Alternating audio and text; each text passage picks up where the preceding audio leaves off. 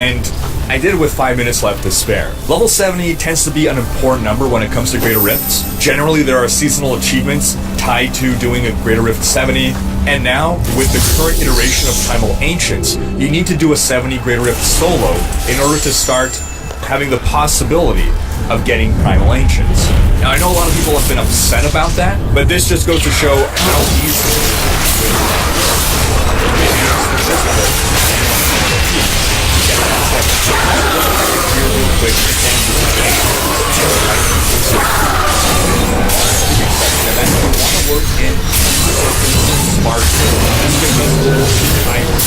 Now the beauty of the Hydra in this build is that it's basically a passive source of Malthael buffs. Again, your Malthael ring will be the main source of the damage. That's a huge damage. Now, instead of just having yourself triggering those, three sources of triggers. Now, ideally, you want to have the Serpent Sparkle equipped. You want to have a Starfire, but what you're seeing right here, I actually have the Starfire equipped because I rolled a piss poor Serpent Sparker. So it just goes to show, even though my gear isn't optimized as well, in case I didn't make that clear, I have no I have hardly any desires. And the reason you want to use the Starfire rolls 1 in 10. So unless your star rolls at 50% damage, then you ideally want to have 5% Tall Rashas, 3 pieces of gears. It doesn't super matter which you get in which slot, with some exceptions. For the offhand, you have to go with Tall Rashas. There is no gears offhand. For your amulet, Tall Rashas, same thing. And for the chest piece, definitely Tall Rashas. That has an edge. The shoulders have the gears because there's no metal shoulders. Also, the boots have the gears. We're going with an Obsidian Ring of the Zodiac to get back into Archon as quickly as possible. I've tried non-Archon variants, and Archon just gives you so much more power. Of course, you want a Blood as well as pieces for Archon build. That means we're going back to 50%. And because we're going with an Obsidian Ring of the Zodiac, instead of a Halo of our Leaves, we're going to go with Ashen Guards and Blood Braces. If you had Halo of our Leaves, we're going with Ancient Carbon Defenders here. And you see the various levels like Wizard Blessings, Maxlars, Mollies, Blood Braces, without getting too much specific. That almost get rid of it. Going with the Zogoth and just for those two guys. We're getting a Bane of the Trap because it's very definitely game. We're also getting a save stone defense in this case. Or a Bane of the Stricken or Bane of the Tower. Because we're trying to keep our distance. We're going to try to keep our Hydras far away from the edge. We're going to try our Archon lasers. This will synergize with our Starfire. Also wants us to be staying far away from the edge. Onto our skills, as we said, we want Lightning Hydra. To remind you, the Hydra is only active for 15 seconds. So right before you pop into Archon, you want to lay down your 2 Hydras so that they can be up during your Archon as often as possible. You also want to try to kite enemies back towards the Hydras while you're in Archon. Remember, while in Archon, you can't recast the Hydra. Since this is a Tall Rashas build, you want to get 4 different elements. And you want to kill each of them right before you come into Archon, so you can be at max. Obviously, like the Hydra will be your source of light damage. We're going here with Black Hole Spell Steal. This serves as a great crowd control, and as a nice secondary effect, also buffs you a bit. This is the more offensive option, which you can go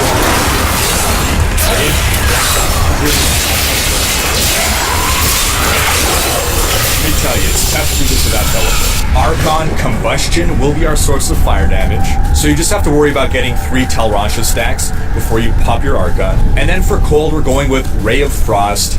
And the rune here could change a bit. Basically, Ray of Frost is also going to be our source of cooldown on our Obsidian Ring. I've seen Ray of Frost, Black Spear, or Greater Rift 7. Cold Blood, though, is also an inviting option because it reduces the channeling cost. But I found Numb is really great at staying alive. When you're outside of Archon and those enemies are coming in and you don't have a teleport, getting enemies to freeze the hell in place really helped. Then to round out your kit, you'll want magic weapon Deflection. It's a nice little damage buff, and Deflection will pair well with our Ashnagar's Blood Racer, which buffs your shields. And then lastly, we'll want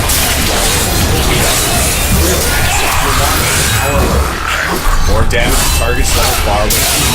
We want to go patient, 20% cooldown reduction right there. And back into Archon, ASAP. We need paralysis. This build does not work without it. Malthael is dependent on paralysis. And then Galvanizing Ward also synergizes well with Ashnagar's Blood Racer. At some point I personally swapped down Unstable Housing, but again, I saw this build clear a rate of 97 as well, and they were using Galvanizing Ward, and they were using Ray of Frost. No. And that's the basics of this build. And remember, this is a so do check back in the future to find out whether this build is still viable, and if it is, I'll likely put out a more in-depth guide, and the rest of this video will just be showing the evolution of this build. That wraps up this video. Comment with your thoughts. How do you like this build? Thanks for watching. Special thanks to my Twitch and Patreon supporters for making these videos possible. If you enjoyed this video, share it, check out these other videos, and subscribe to join Riker's Radio to keep up with Diablo. I sought wisdom in the chalice, but there was none. The sounds called to me, and I knew them. Human souls.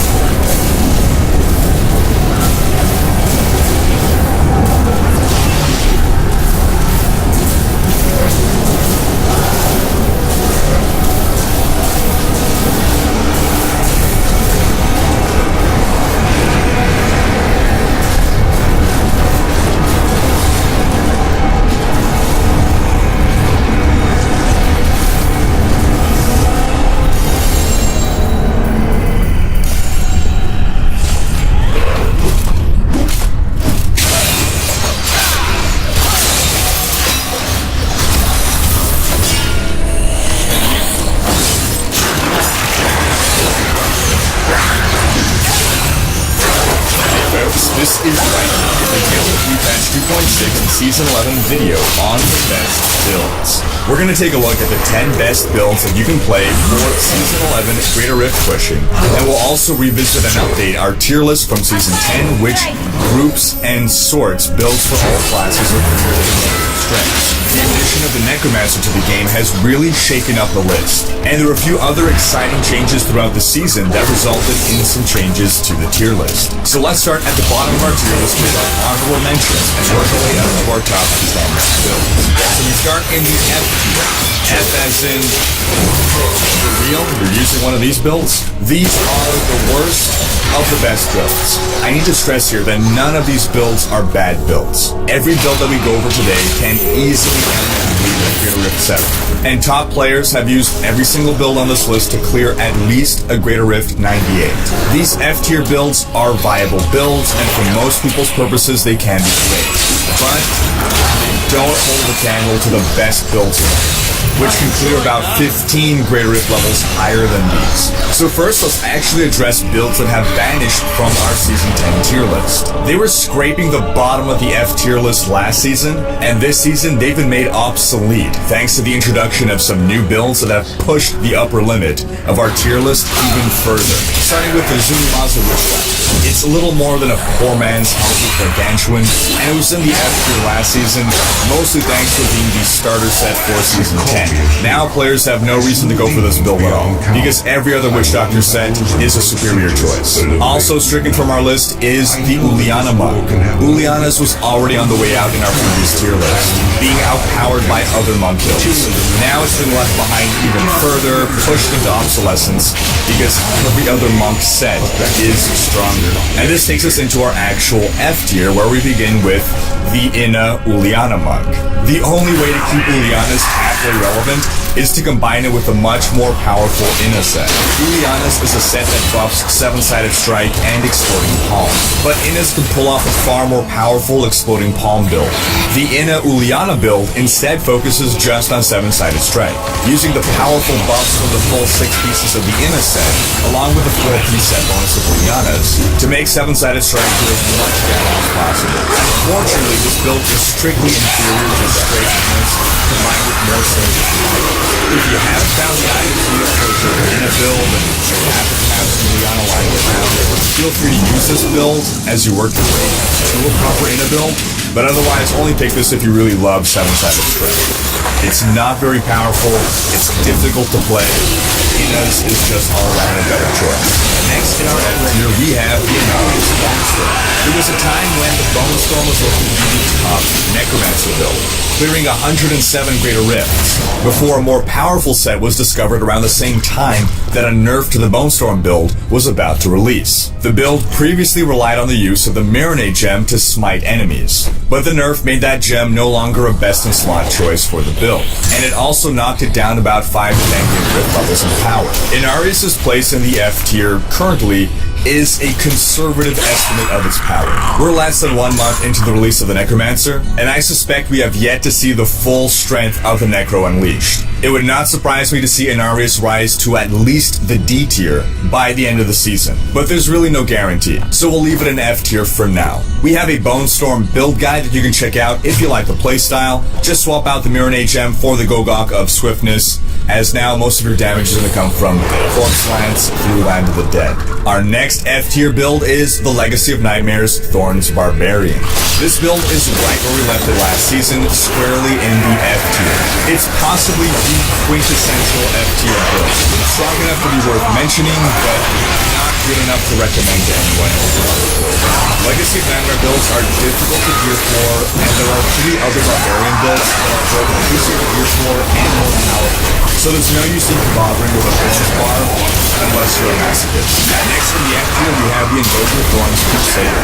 This build has fallen from the F tier simply because of the power creep of the Necromancer introduced. Power creep to our tier list, that is, pushing the upper boundary. The Invoker set is decent enough.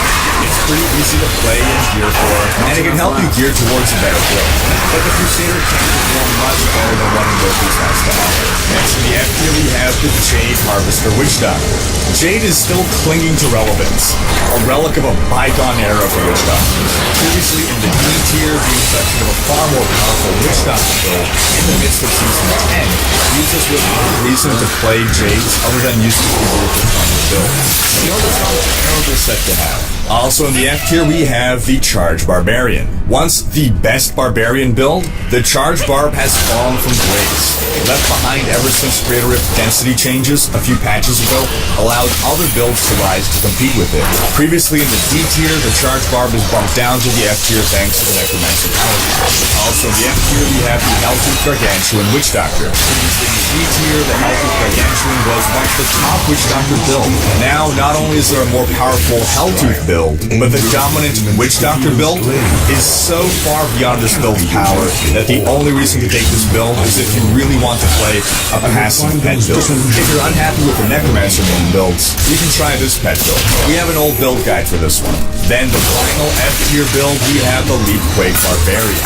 This build was D tier in our previous list, ranking worse than the charge bar, but it has actually managed to muscle its way above the charge bar. Not far enough to escape the F tier though. This marks the third Barbarian build to land in the F tier and not even placed on our top 10 list. But don't worry, there's still hope for the Barbarian, because there's one more build that we haven't covered, and the Leapquake can help you gear for it. Check out our build guide if you want to run a Leapquake bar. And that brings us to our D tier. D as in definitely viable, but also definitely not the best builds. We start with the Marauder Grenades Demon Hunter. Previously placing in the C tier, the Marauder Grenade build has been bumped down a tier, as have most builds, thanks to the Necromancer. If you want to run a grenade build, the Demon Hunter has more powerful options. But if Marauder is the only set you have, then this build will get the job done. Next in the F tier, we have the Firebats Witch Doctor. There's both the Helltooth and the Arakir variant. The Helltooth variant is a little tankier, and the Arakir version can deal a bit more damage. The Arakir version is superior by a single Greater Rift level, and it was formerly the best Witch Doctor build before the surprise resurgence of a previously defunct Witch Doctor build. While Firebats previously landed the Witch Doctor in the C tier, despite it now falling to the D tier, the Witch Doctor has actually overall risen in power since our last tier list. You'll see why soon enough. Arakir Firebats actually takes us into our top 10 builds, tied for 10th place with 3 other builds. This is a drop from 8th place since our previous list. Also tied for 8th place, we have the Monk's Sunwuko Lashing Tailkick build. Sunwuko's was previously in our F tier, but it's actually managed to climb out into the D tier this season. The build has barely changed, and there have been no balance changes to any class since last season. It just took a dedicated player to prove that the power gap between the Sunwuko Lashing Tailkick build and the Legacy of Nightmares Lashing Tailkick build isn't as wide as we believed. Throw in the fact that the Sunwuko set has a variety of great speed farming builds, and Sunwuko's is just looking better and better, which takes us to the Legacy of Nightmares Lashing Tailkick monk, which is also tied for 10th place. This is by far the more popular variant of the Lashing Tailkick monk, and it's partially thanks to not having to manage the mechanic of sweeping wind stacks that the 60s bonus of Sunwuko relies on. Previously tied for 8th place, the Legacy of Nightmares Lashing Tailkick monk is bumped down as another casualty of the Necromancer. Then our last build in the D tier and our last build tied for 8th place. We have the Shadow Impaled Demon Hunter. In our previous tier list, this build was emerging, and we estimated its power as C tier. We were correct about its relative strength, but the Greater Rift range for C tier has changed since our previous list, so it's now in the D tier. It's a popular misconception that Shadow Impale is the most powerful Demon Hunter build. It's a very popular build, it's fun, it's easy to play, and it's also great for killing Rift Guardians in a party, but it is definitely not the best solo Greater Rift pushing build for Demon Hunters. You can check out our guide here, and that brings us to our C as in certainly mediocre. Of the builds on this list, these builds define what average. Now we'll start with the Necromancer build, the Rockball Singularity build, but immediately note that this is a very conservative estimate. Probably not the best build to start with to define average, because it's almost certainly capable of pushing higher than level 10. It's currently tied for 9th place, and we're keeping it here until it actually proves its strength. In theory, there's a variant of the Rockma Singularity build that could out-DPS just about anything, but it'll come down to how practical the build is to play. These builds combine the Rothma 6-piece bonus, which revolves around Skeletal Mages, with the Singularity rune on Skeletal Mage, which makes you dump all your essence to create a super-powered mage. With Rothmas being the starter set for Season 11, doing towards this build is a solid choice. We'll try to have a Rothma build guide out in time for Season 11. The other build that we have tied for 9th place is the Legacy of Nightmares Fan of Knives Demon Hunter.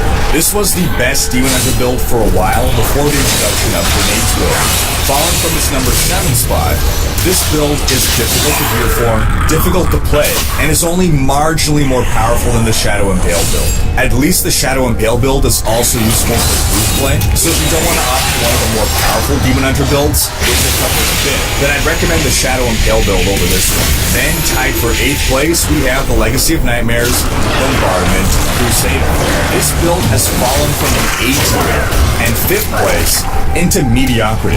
The best Crusader build in ages past, it has fallen out of favor due to being difficult to gear for, not particularly fun to play, and weaker than the top Crusader build. The other build tied for 8th place is the Roland's Sweepsater. It received a big buff in patch 2.5, and as a conservative estimate, we placed it in the D tier last season. However, it has proven its worth and landed in the C tier this time around. While not the easiest build to play, it's certainly easier to gear for than the Lawn Bomb Crusader, and is perhaps the best build to use to gear for the top Crusader build. Even better, it's the starter set for Season 11. Then, tied for 7th place, for the Necromancer, we have a Thorns Pet Trag'Oul build. Again, this is a very conservative estimate. It placed here with relatively low Paragon levels and relatively unoptimized gear. It can certainly push higher, possibly into the B tier or even higher. Still, it's not the most powerful build that uses Trag'Oul's set. And being a Thorns build, it requires completely different gearing than other builds. So it's difficult to recommend this one unless you really want to run a Thorns build. Then our other build tied for 7th place and rounding out the C tier is the Whirlwind Barbarian. In our previous list, this build landed in 9th place in the D tier, and it's one of the few builds to have actually risen, proving that reports of the Barbarian's death were greatly exaggerated. While the Barbarian is still the weakest class, it's only one greater rift level behind the Demon Hunter, and certainly respectable. This takes us to the B tier. B as in barely better than the C tier. Seriously. Starting with the Firebird Wizard, falling from the A tier and 3rd place to be tied for 6th.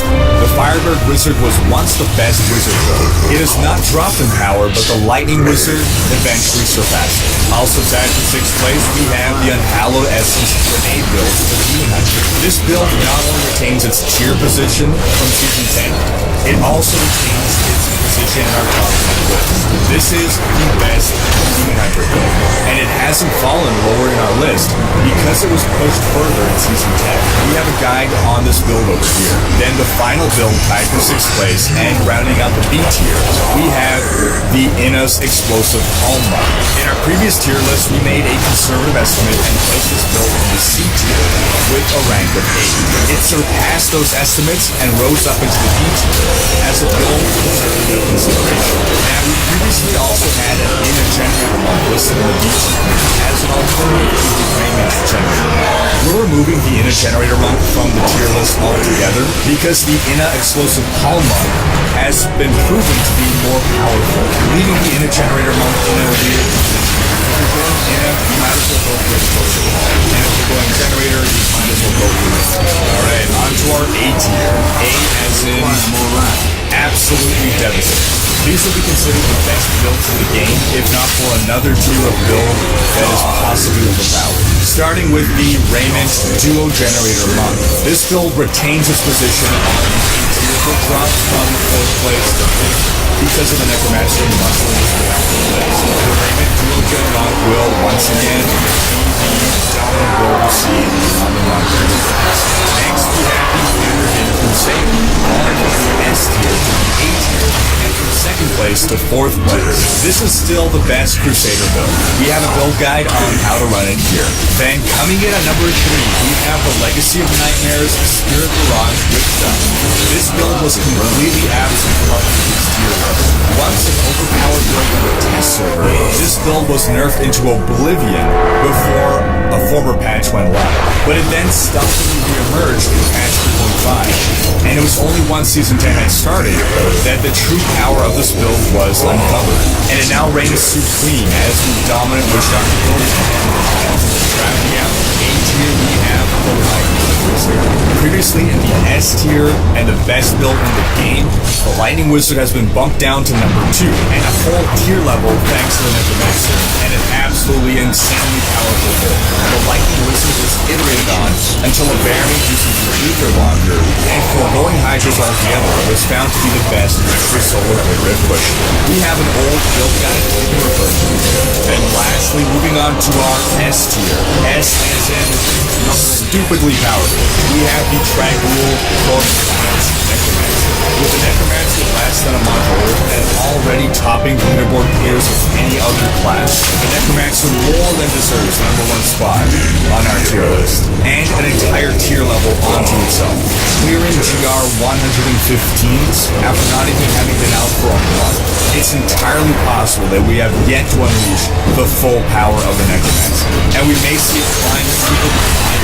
The Tragul Corpse Class build is the one that is currently proving itself on the leaderboard, but who knows what other combinations you want to push as high as you possibly can in Season 11, Necromancer will be the way to go. We have a build guide for the Tragul Corpse Class, and that concludes this video. Leave a comment with your thoughts. Which build do you want to go with for Season 11? Thanks for watching. Special thanks to my Twitch and Patreon supporters for making these videos possible. If you enjoyed the video, please share it. Check out these other videos and subscribe to the channel. For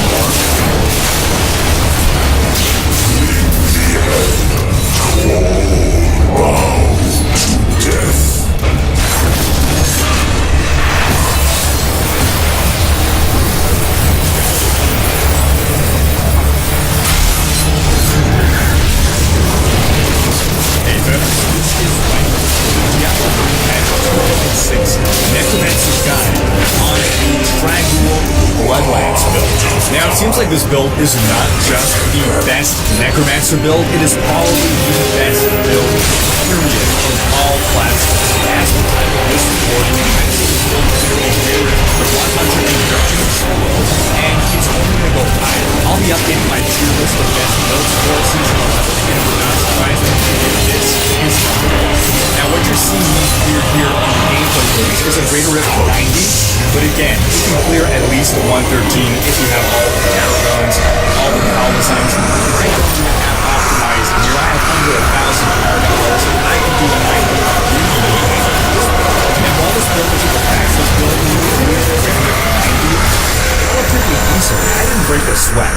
I cleared it with about the same speed and ease as I cleared a Greater Rift 70. It just took maybe a little bit longer, but for the most part, the build doesn't even really care because it's just melting elite packs and the Rift Guardian so quickly. And that's the focus of this build. You're moving from pack to pack. You're not killing any trash. You're relying on some heavy-hitting powers on massive cooldowns. So it's basically just stay alive during the cooldowns, find the next pack, and then obliterate it in seconds. We're going to take a look at the gear and the skills that you'll want, and let's start with the gear, the overview of the set, Traguls. Now, as we're looking at Traguls here, we're just going to quickly note that the nerf has come through for the Bone Storm build. That's based on the Inaria set, and what was nerfed was how often the Mirenae triggers. Now, I'll have to do a bit more research before I can tell you guys exactly how bad that nerf is, but I think preliminary reports are that we're losing about 5 Greater Rift levels of power. I wish this nerf did not go through because Traguls was already emerging as the superior build. With this nerf to the Bone Storm build, Traguls and Inarius may no longer be even within 10 Greater Rift levels of each other, but we'll have to see. So the 2-piece bonus, Blood Rush, gains the effect of every rune. Blood Rush is your mobility skill. You're going to love it. You're going to need to be using it a lot. We'll go over exactly what that gives you when we look at the skills. For set, while at full life, your healing from skills is added to your max life for 45 seconds up to 100% more. What this effectively means is that most of the time you're going to have double health. And the 6-piece bonus makes your blood skills deal a ton more damage at the cost of more life, but your healing from skills is also doubled. Now, one thing about this build, I don't know that I would play it in hardcore. That's just me personally. As you'll see, I die a couple times in this rift, but with more practice play, you might be able to avoid dying as well. This build deals just so much damage it's difficult to ignore, and it would not surprise me if the hardcore people eventually